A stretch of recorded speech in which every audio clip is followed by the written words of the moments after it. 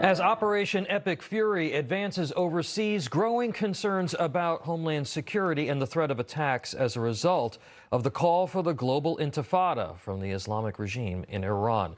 After years of an open border under President Biden and now efforts to defund DHS by Democrats on Capitol Hill, what are the threats and how are we working to prevent attacks here at home? To discuss, the former Deputy Secretary of Homeland Security and Senior Fellow for the Center for Renewing America, Ken Cuccinelli, joins me now. Mr. Secretary, first, I'd like to get your reaction to the abrupt change in leadership this week at Homeland Security and your thoughts on the president's nomination of Senator Markwayne Mullin to be the new leader of one of the nation's largest and most important government agencies. Yeah, so for scale, for folks, this is over 250,000 people. It is the largest collection of law enforcement officers in the country, bigger than Department of Justice, New York City, anybody else. And so it's a very significant leadership position.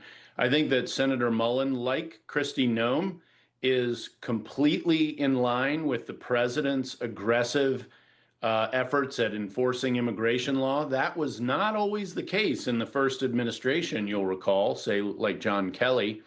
And so that pattern continues, and that's very good for America. I do believe the switch to Senator Mullin will allow really outstanding agency heads in the immigration space, Joe Edlow at USCIS, Rodney Scott at CBP, and Todd Lyons at ICE, to really be able to flourish and accomplish, frankly, more of the president's goals.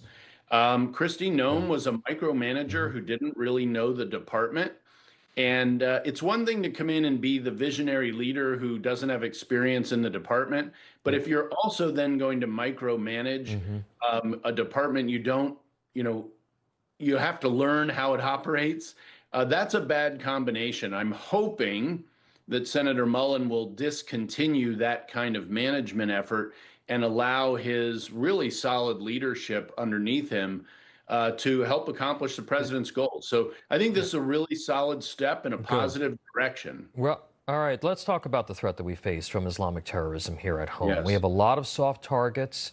First question, is there any way of knowing after the Democrats opened the border, how many Islamic terrorists or cells could be operating here, and what do we know? So no, there is no way to know. First of all, they let 10 million people that we know of across the border with no serious vetting at all. The numbers of Iranian encounters exploded. It went through the roof, something like 20 times the previous annual amounts. And of course, half of those were let into the country. And that doesn't tell us about the gotaways, who are typically going to be the smartest, most dangerous people crossing the border. And there was no serious effort made to stop those folks, to identify them or track them down and remove them. So we really don't know the scope of the threat here. And if you're an enemy of America, you'd have to be a pretty big idiot not to take advantage of that open borders to set up the ability to run operations in the United States during those 4 years. Given the political violence that we've seen on the left and the pro-Palestinian movement here in the U.S., how much does that increase the complexity here? Because we're not just talking about foreign terrorists. We're also talking about potentially domestic fanatics who could seek to avenge the Ayatollah. How do you cope with that as an agency? So, first of all, the name of the Department of Homeland Security is a little bit misleading. Once people get by the border, jurisdiction essentially moves over to the FBI for domestic counterterrorism. The exception to that is if there's believed to be a foreign connection, a formal foreign connection, then Homeland Security investigators at ICE also have jurisdiction. But that's pretty rare. As you note, the pure number of domestic threats is far higher than the foreign threats. We worry about the foreign threats because they have the potential with state support to be much more existential.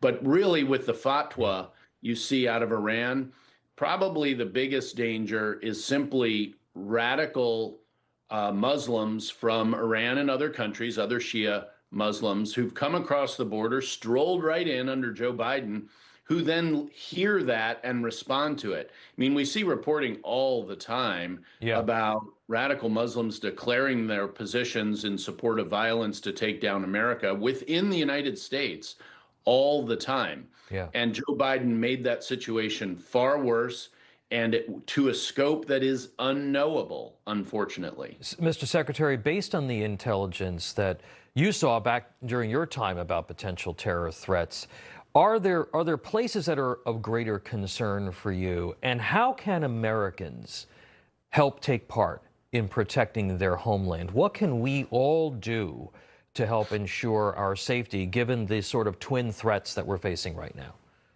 Yeah, again, numerically, sort of radicalized Americans is in terms of raw numbers your biggest threat.